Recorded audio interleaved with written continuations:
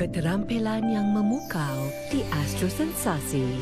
Kalau awak tak nak berubah, saya rasa elok kalau awak tak kacau saya dengan Boboiboy lagi. Pengorbanan dalam membuat keputusan. Tolong jangan tinggalkan. Demi cinta. Saya akan lihat. Dan harapan. Pada siapa yang hidup abadi, yang hidup mesti akan mati. Saksikan kredibilitinya setiap Jumaat 9 malam, pastinya sensasi di sini. Cinta pertama menuju gerbang perkahwinan. Sayang, I nak kita semua macam ni tau. Kenapa kita akan macam ni selalu? Namun diri menjadi rebutan tanpa disedari. Bobi awak sama dengan bobi anak saya. Kenapa hati aku rasa macam ni? I need time to think. The wedding is off.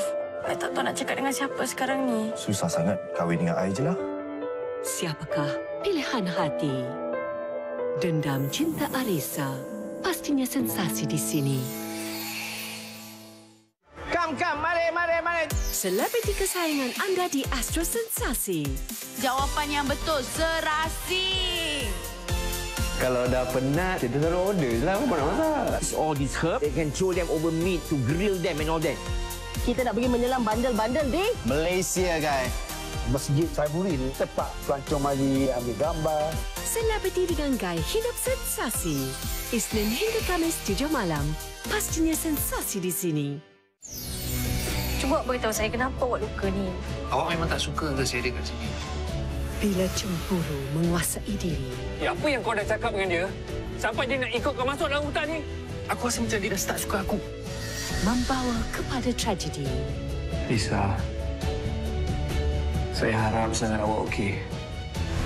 Hati yang dikhianati. Isnin hingga Jumaat 6 petang. Pastinya sensasi di sini. Saya belajar masak. Saya masuk silakan kelas. Dua gerai cuba disatukan. Dan ni kita nak kampung ni. Muka tahu bahawa sana nasi lagi kita tak lupa. Kuih yang aku baca-baca tu untuk lembutkan hati Pak Cik Stopa. Tak tahu dah kosong kedai. Balas satu hair lah belakang ni. Berjayakah kata sepakat dicapai? kedai ni besar. Kita setengah-setengah. Ayo, hal guna. Perang nasi dagang Kelate versus Ganu di Astro Warna. Percutian Saya dah agak dah. Ini bukan holiday. yang berbeza. I'm going to challenge you guys. Misi untuk dipenuhi. Dan peluang yang mengujakan. Kita akan jumpa legend Man United hari ini.